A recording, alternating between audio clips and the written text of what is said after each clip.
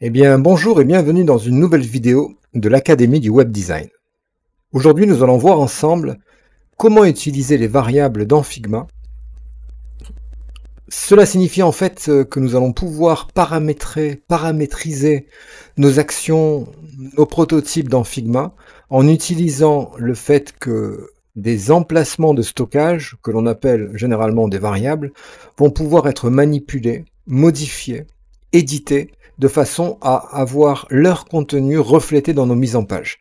Alors on se retrouve tout de suite sur mon Figma pour aller découvrir comment utiliser les variables. Alors jusqu'à présent, on a dans Figma un comportement qui est assez classique, c'est-à-dire que lorsque je crée un frame, alors on va prendre un MacBook Air par exemple, comme ceci, voilà, je vais utiliser peut-être à un certain endroit de mon design un icône. Alors on va prendre un icône que je vais aller chercher grâce à l'excellent plugin Iconify qui du reste est gratuit, hein, donc je vous conseille de l'installer.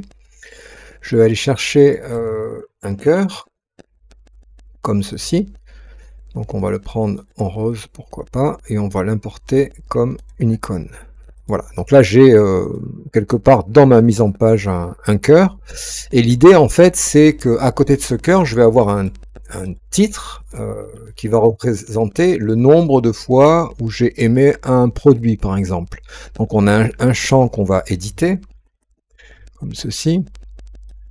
18. Alors, en fait, ça va être constitué de deux choses, d'un cœur et d'un nombre qui va représenter le nombre de fois où j'ai édité, enfin, où j'ai aimé un objet. Donc l'idée, c'est que ces deux éléments-là, on va les regrouper sous la forme d'un auto-layout. Donc je les sélectionne les deux, je les mets sous forme d'auto-layout. Donc là, c'est fait. Je centre et on va... alors, on a une nouvelle propriété dans Figma qui est la largeur minimum.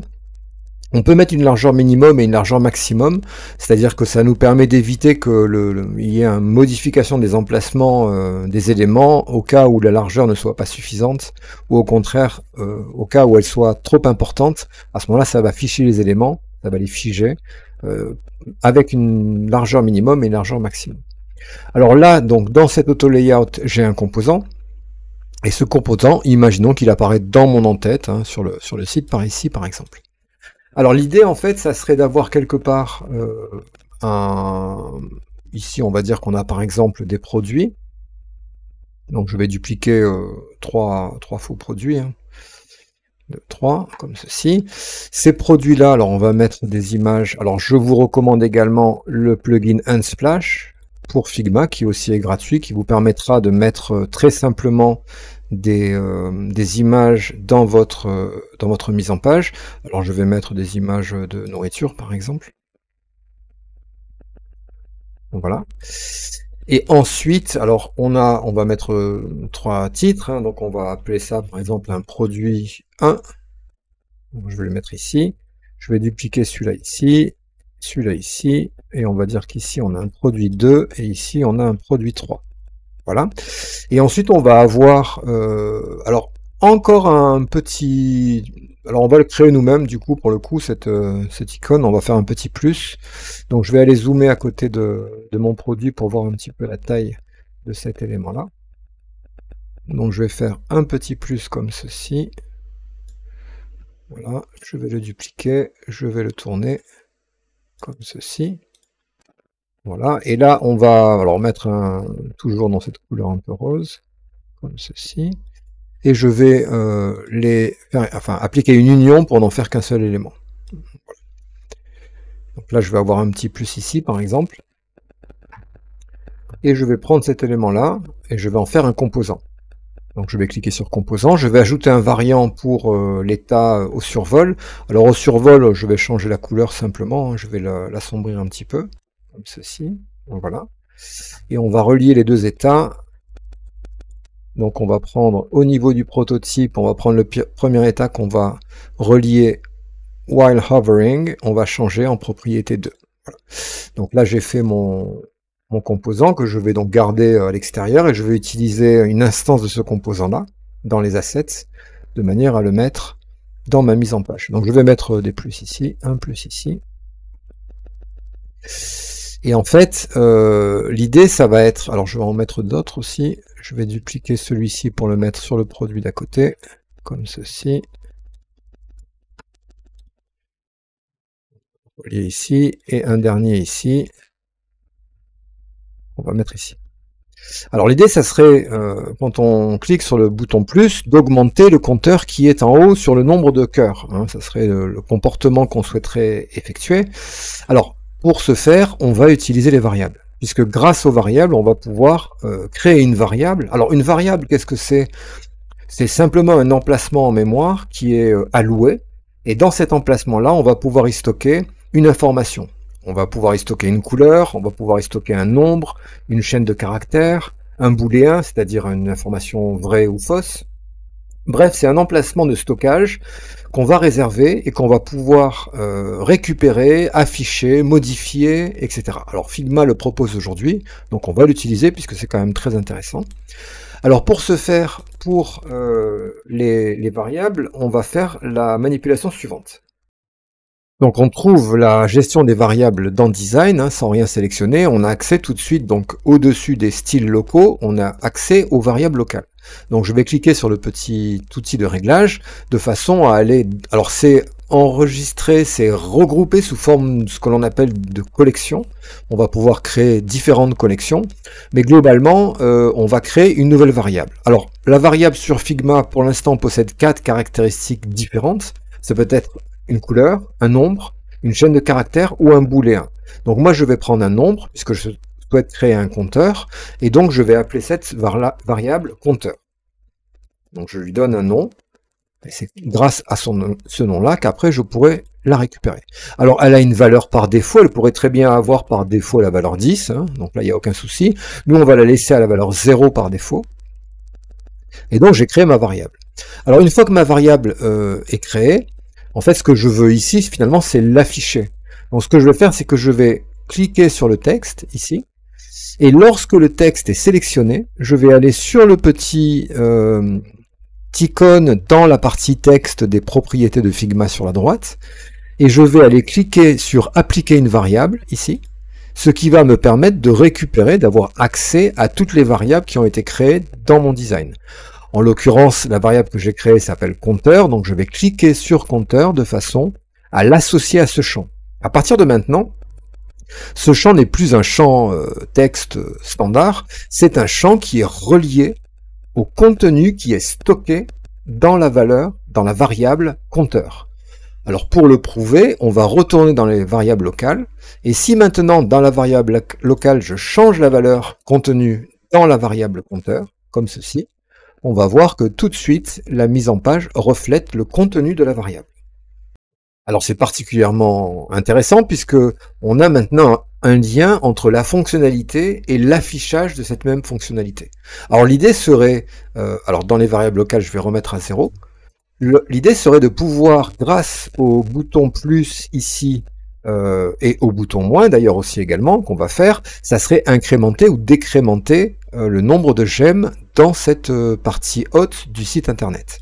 Alors pour ce faire, je vais déjà dans un premier temps créer une deuxième, je vais dupliquer ce composant, je vais en faire, donc ici on va appeler ce composant addition, et on va appeler le deuxième composant soustraction.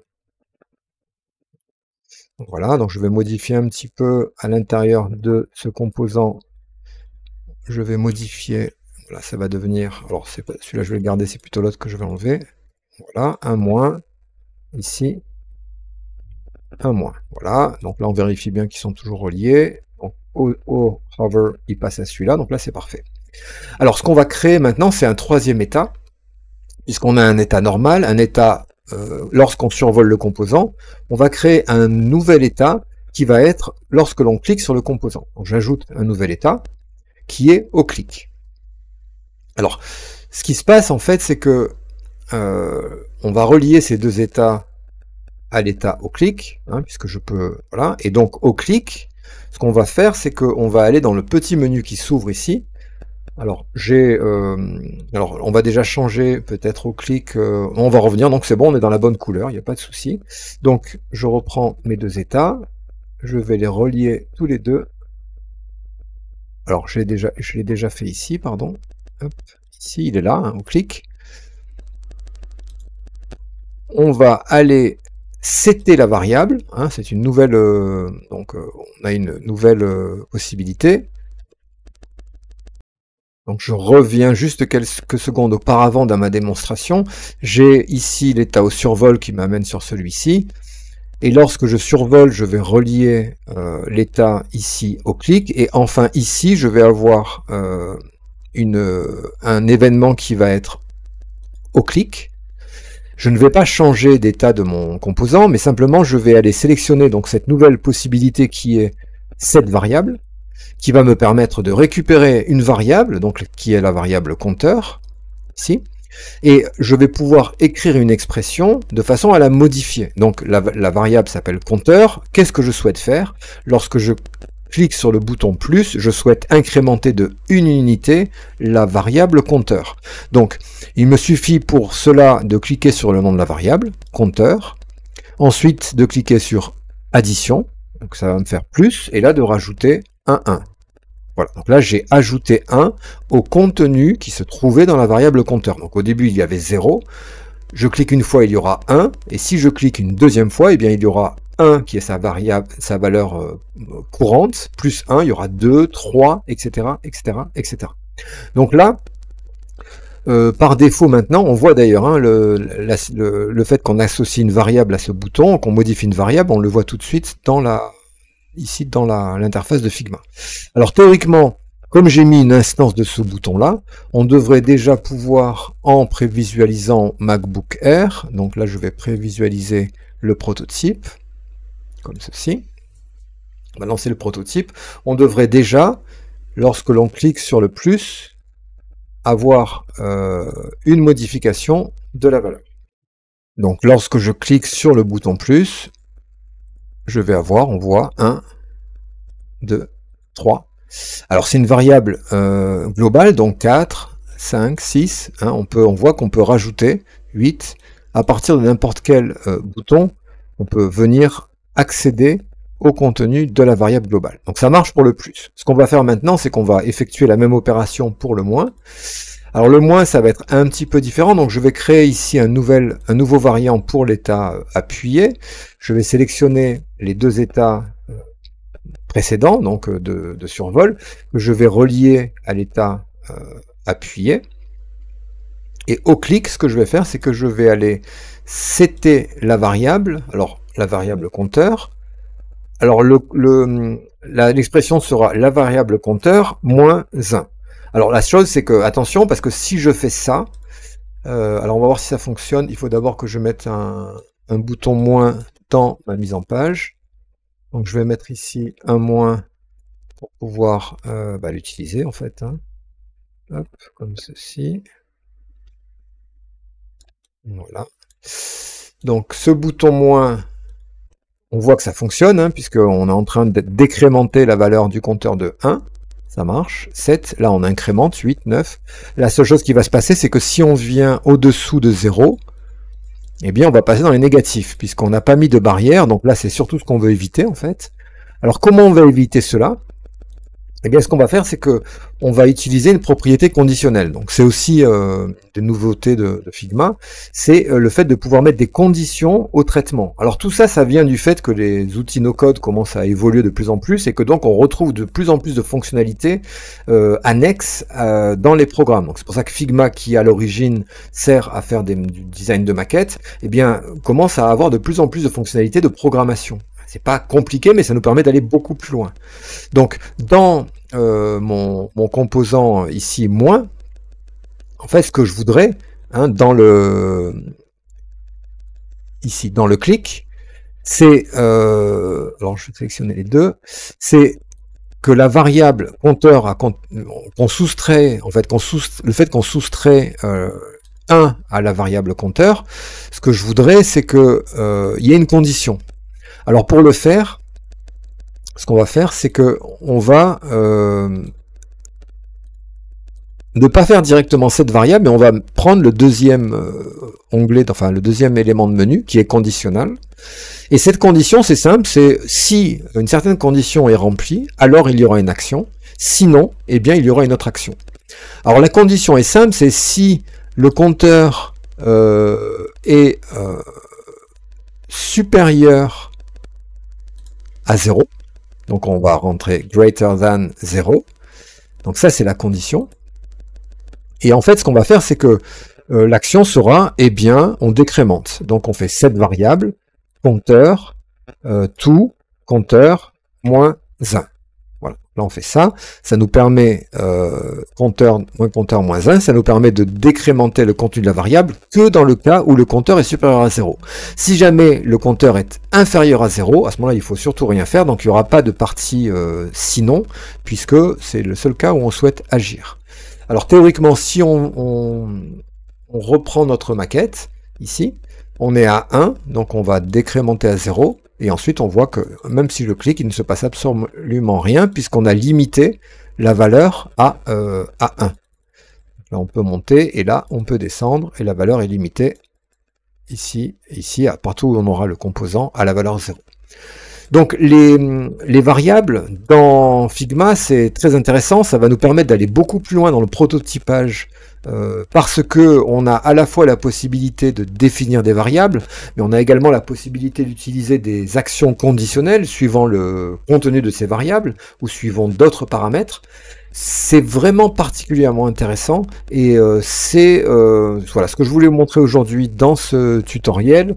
C'était vraiment l'intérêt d'avoir des variables dans Figma. Alors pour aller un petit peu plus loin, on peut également utiliser les variables dans un système de tokens. Alors je vais donc token, ça s'écrit T-O-K-E-N, ça signifie un jeton, hein.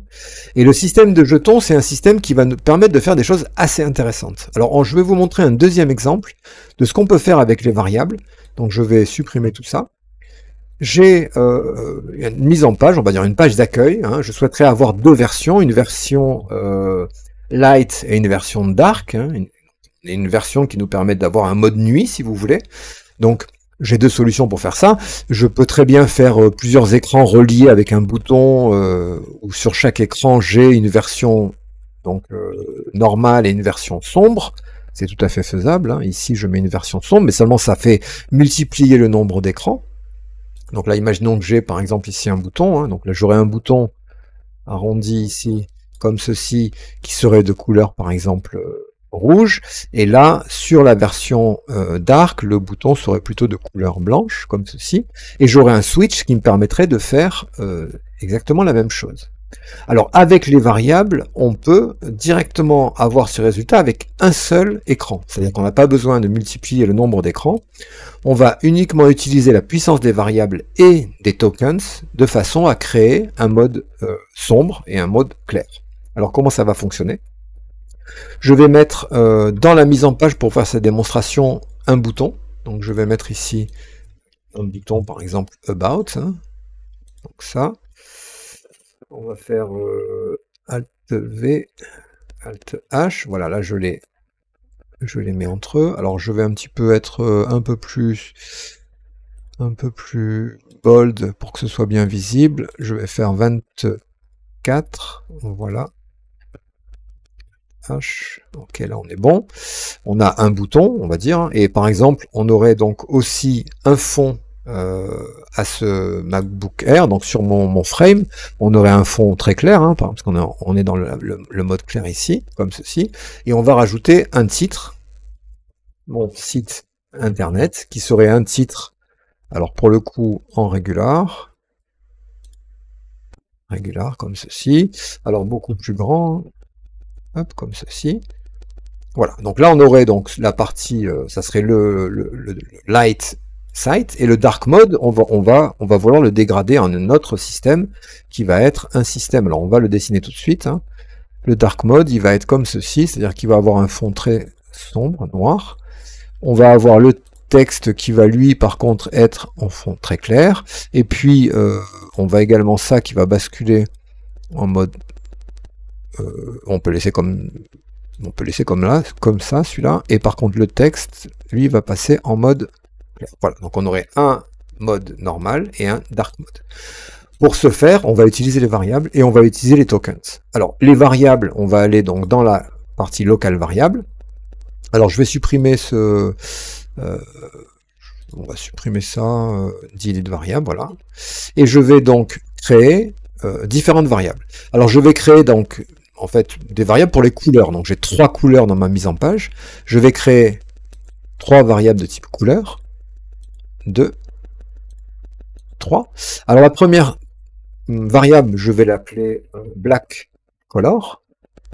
Elle va être, du coup, la couleur ici, donc je vais la récupérer ici. Hop. Ensuite, on va créer la couleur white, gray color, pour le gris, gray color. Je vais récupérer la couleur grise ici. Et ensuite, on va utiliser une couleur red color, ici, qui va être cette couleur rouge. Donc là, je vais sélectionner ici, avec la pipette, la couleur de mon bouton. Alors, on pourrait s'arrêter là, c'est-à-dire qu'on pourrait dire, ok, pour le fond de mon MacBook Air, je vais lui donner comme couleur une library color, donc je pourrais lui dire gray color. Je pourrais lui dire, pour mon texte, je vais le remplir avec, dans la librairie, la variable black color. Pour le bouton, je vais utiliser dans la librairie red color. Et pour le texte, je vais utiliser le black color. Alors, on pourrait faire ça. C'est pas très intéressant de faire ça parce que, imaginons qu'on souhaite changer uniquement la couleur du titre, du gros titre, mon site internet. Comment on devrait s'y prendre? Bien, en fait, on devrait retourner dans les variables locales, aller dans black color, et là, changer la couleur de mon titre. On va se rendre compte que ça va poser un problème puisque on a en fait les deux variables qui pointent à la fois dans le bouton et dans le titre. Donc c'est un peu embêtant, ça veut dire qu'il faudrait avoir autant de variables que d'endroits sur le design, de façon à pouvoir uniquement changer la couleur du titre et pas de devoir changer partout où apparaît la couleur, même si dans un bouton par exemple.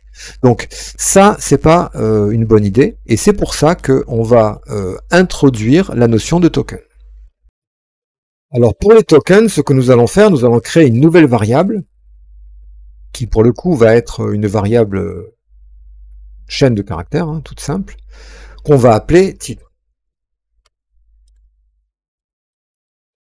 Cette variable-là va... Donc ce qu'on va faire avec les tokens, on va créer une nouvelle variable que l'on va appeler, donc variable couleur toujours, hein, titre.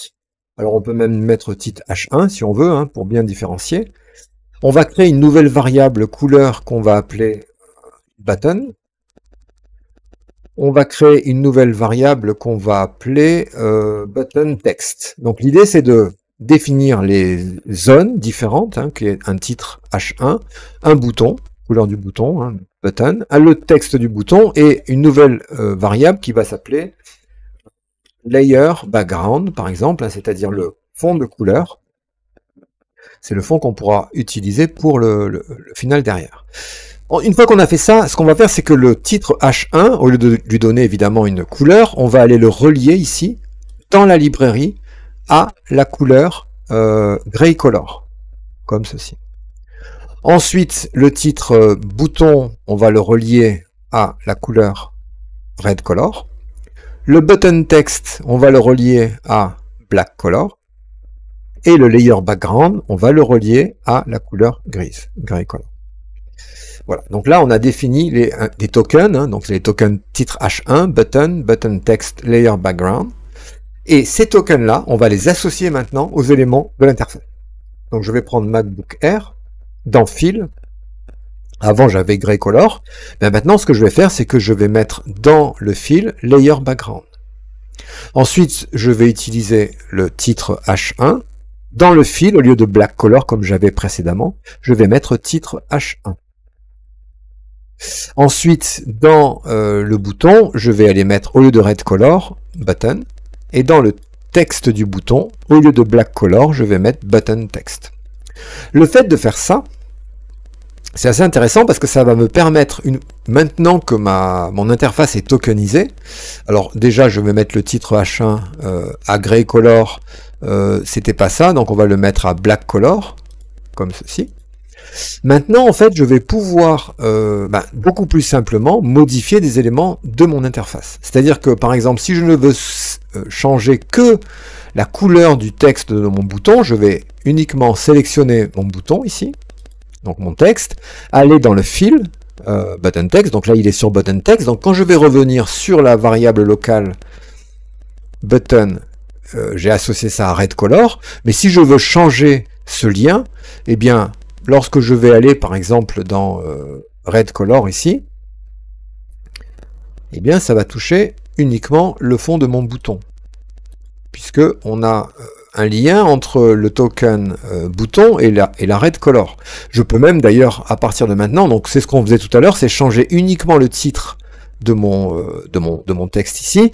Je vais aller dans titre H1, je vais modifier par exemple la couleur, alors j'ai pas énormément de couleurs, mais on va prendre une couleur red, et bien vous voyez ça ne modifie que le texte, le titre, et ça ne modifie plus le titre de mon bouton, le texte de mon bouton. Donc on a vraiment tokenisé, on appelle ça tokeniser, les éléments de l'interface.